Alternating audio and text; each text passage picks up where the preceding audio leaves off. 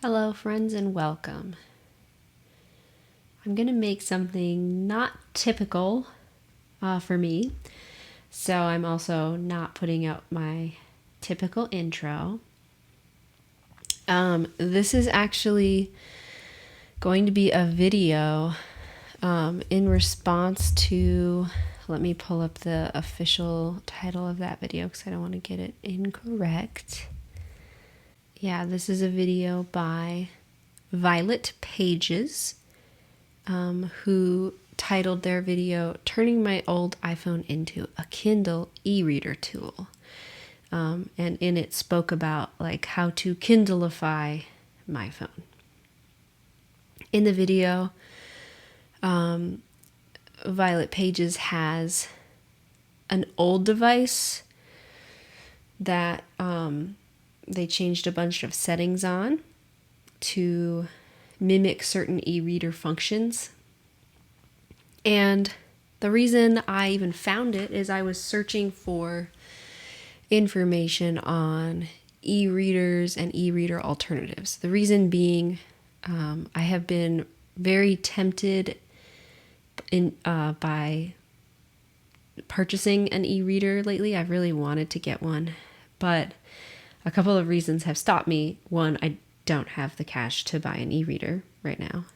And two, I really am trying to minimize consumption that's unnecessary.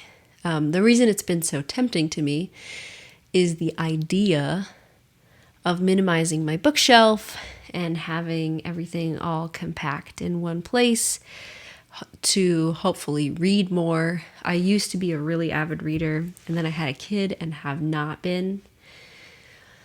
And I feel like it's mostly my fantasy self-talking. I don't have a huge bookshelf, and when I read my books, I either have read them from a library or books that I've purchased or been gifted I give away, or if I'm certain I'm going to return to it, it stays on my shelf. So I'm looking at my bookshelf right now. I have a shelf with 8 shelves on it, and 4 of them have books. So it's really not massive. And then I also wanted to find ways to like reduce eye strain and blue light and just the impacts of using my phone too much. And the solution to that is use my phone less rather than buy another device. So all that to say, I did a bunch of reading about it for e-readers, and then I was like, okay, what could I do instead right now? And I found this video from Violet Pages about turning your phone into an e-reader. I also prefer iPhone to Android. I used to have an Android phone and switched to iPhone. This is an iPhone 12. And, oh, that's funny, I actually had a book up. This is Radical Tarot by Charlie Claire Burgess. And I have this on Bookshop, and I was reading the 86-page free sample, which is really robust. It's on my wish list, but I figured there was some discourse in a chat, an online chat that I was part of about this book. So I was like, oh, I want to read the first couple chapters. But it's on my list to like full on get. But again, I haven't been getting to books. Anyway, okay, so typical phone. This is an iPhone 12, but this will work on newer phones because I have the latest software. You can do this with an Android too. I'm going to show you how to do it on iOS because that's what I'm currently using. And there are no e-readers that run iOS because Apple doesn't make any, and they're the only ones with iOS. But a lot of different companies use Android. So I was researching into e-readers that have full forms of Android so that you can do all sorts of things on them, like productivity type stuff, without the eye strain. I was even reading that they make e-ink monitors, which are super expensive, but you could like plug your computer into. So I'm going to turn the battery saver mode off so it quits dimming the screen on us. Okay, anyway, so pretty standard looking e-reader. Phone. I have here a page that I have made with all of my reading type apps. It's the second page from the main one. And it includes both journaling and note-taking apps, a productivity app called Trello, as well as book shopping and book reading applications. I also have a couple of ebook apps, and I have a files app with PDFs, and then I think it's not called iBooks anymore, just Apple Books. But Apple Books I really like because you can put EPUBs, PDFs, all that kind of stuff that is a little bit harder to do on, like, for example, a Kindle because of Amazon's restrictions.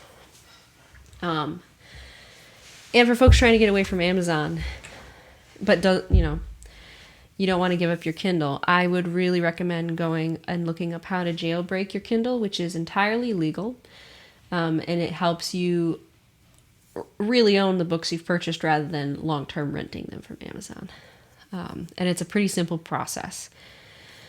Okay, back to this. So what Violet Pages showed was one, purchasing a screen protector. Now I have a screen protector on here. I used to have a matte screen protector because I worked in science and research and conservation, and I was outside a lot. And it was really a pain in the butt to use my phone for work in the sun without a matte screen protector. So I had one, but I am just one of the most, dangerous phone users and have smashed many screen protectors. I use a glass screen protector. This is tempered glass. This is a Flow Lab screen protector. The iPhone 12 is so old that they don't make the matte tempered glass protectors anymore. I do really recommend Flow Lab though, because you buy one and then you constantly break it and they just keep giving you new ones. It's a lifetime warranty, even if you're the reason it broke. So I highly recommend them. I've loved all their screen protectors. I had it on my last phone. I've had them on this phone. This one is just one of their regular clear screen protectors because they don't make the matte ones anymore for this size and age of phone. But they still did give me this one to replace the last screen protector I smashed. So that's the first thing that Violet Pages talked about. And I do agree and recommend if you can get a matte screen protector, and if you have a newer model phone, look up Flow Lab because I really like their things. Not sponsored or anything. And their matte glass screen protector doesn't smudgy up fingerprints or really affect the clarity. And it does make it less reflective and glary. Okay. The next thing that was talked about, besides using like a case or a pop socket or whatever that's more comfortable to hold, I prefer to use, I have one of those compostable, I don't know how compostable it really is, but one of those Pella cases. So I don't intend to like change that. I do drop my phone on my face a lot though, so there is something to getting a little bit better grippy case if you're going to use it as an e-reader, because I like to read in bed and I will frequently drop my phone on my face. Next up, go to accessibility settings and display and text size. So you have options like increase contrast and color filters. Color filters, if you turn on, you can set it to grayscale or to reduced color. If you're looking to like mimic a color e-reader, which they do make now, then you can just like turn on grayscale but turn the intensity down, which is what I've done here. But if you have the intensity all the way up, it's black and white. And if you have it down, it kind of doesn't really matter. So that's what it looks like normal. That's what it looks like full. And I have it about here so I can still differentiate the colors without too much additional eye strain. And then there's also in your standard display settings, I choose dark mode. It also saves your battery a little bit to use dark mode. And turning on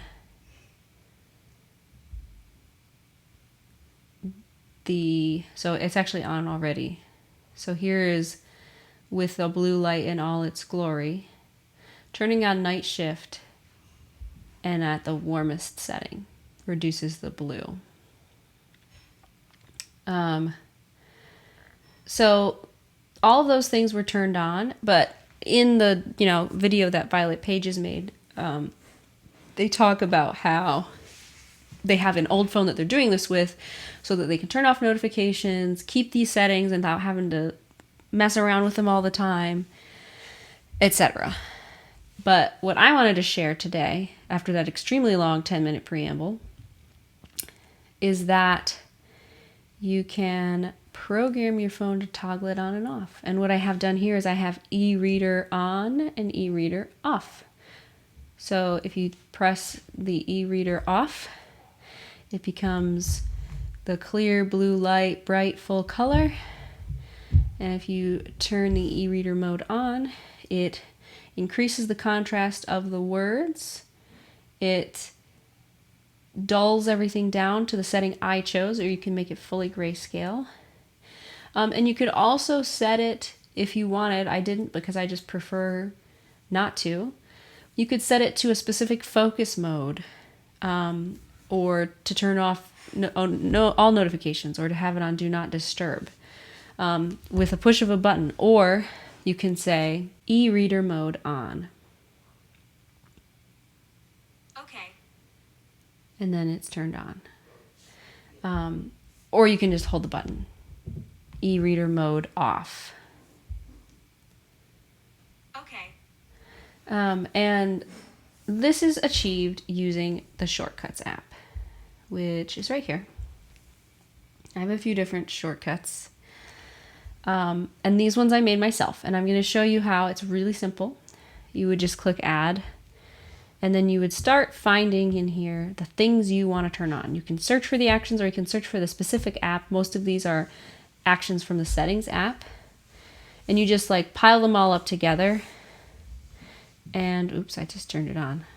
I'm going to show you what it looks like. So I have the actions when this command is given. Turn color filters on, and the color filter setting that you last used is what it turns on. So that's really nice. That's why if you set it once, like I want a little bit of color, I want no color, it sticks to that. I turn on increase contrast because that helps make things a little easier. And then I click also turn on night shift, so it really warms it and reduces the blue light. If I had a matte screen protector on here, it would be really cool.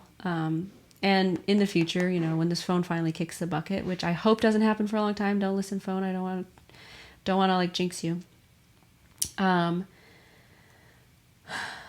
Or if I want to bite the bullet and get a plastic matte screen protector. But I like the tempered glass, and I like the ones that I have because when I break them, I get a new one, and I just have to pay shipping. And I'm honest to goodness, I think I've broken 4 just on this phone. And they're all been different silly ways that they've broken. Then what you do, if you have this set up the way you want, you title it. So I titled it e-reader mode on. You would click add to home screen, and it would make a button. You can choose what it looks like, the color, the name. And in the name, I actually shortened it so it was easier to read here, just to e-reader on. Then what I did, let's turn it off so you can also see the color difference here as we explore, is you click duplicate, and it makes a copy of the shortcut you've already designed, which I have here. And then you would just, in here, you would toggle these to all to off. But they're the same ones from the last one. You would title it something similar, and again, you would just click add to home screen, and then it would let you title it. So I took the word mode out so that it would all fit. I searched for book and found some book icons open and close, and I changed the colors. And then boom, I added it to the home screen. And I added it to the home screen with my book apps so that it all like fits nicely. And I'm like doing regular phone stuff, and then I'm like, you know what? I want to turn on this mode and read my ebook. And then I just pull it open, and there we have it. Obviously, you also might want to mess around with some settings of brightness And like I said, of if you want Do Not Disturb to automatically turn on or off. I am probably somebody who needs to like talk to my therapist about this, but I always keep my notifications on, except in the wee hours of the night and the early morning. So I've only turned Do Not Disturb on for making this video. I borrowed my partner's camera or phone to film my phone, since my phone's usually my camera. And yeah, so anyway, but when you design your shortcut, you can add something about focus mode. So you can set a focus, you can design the focus ahead of time in that part of the settings, and then it would automatically set that, and you could toggle it on and off, again, by duplicating it. So you can think about what kind of reading experience do you want to have, and what settings would you have on for that. And then you can pile all those settings in a shortcut together so that they all turn on at once. And then it'll automatically, make whatever you title it a voice command that you can tell the phone.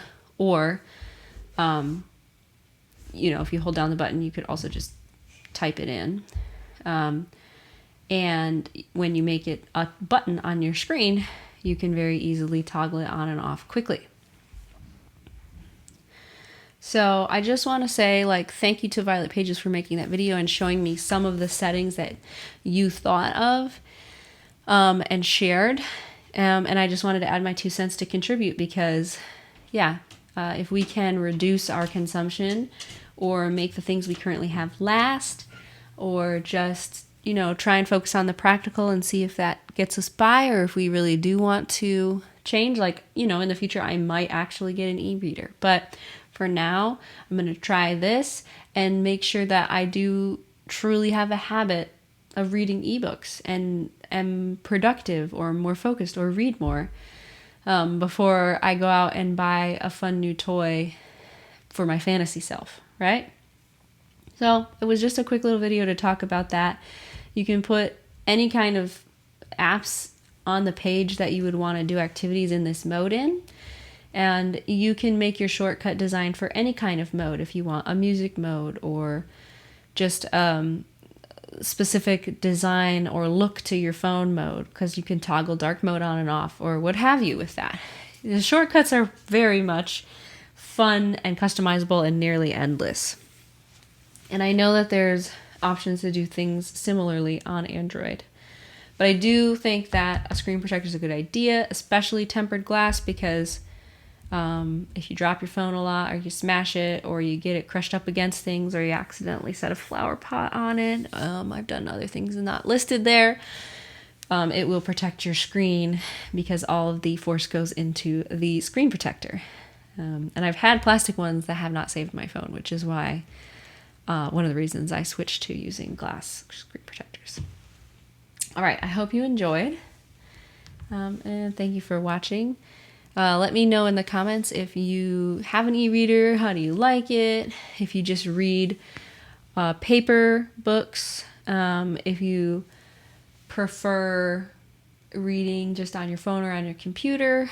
Right now what I have is this phone and a laptop, and I don't really feel the need at this point to try and add a bunch more things. Like I have mostly I read books in print, but have some ebooks here and there that I read on my phone. All right, thanks so much and take care.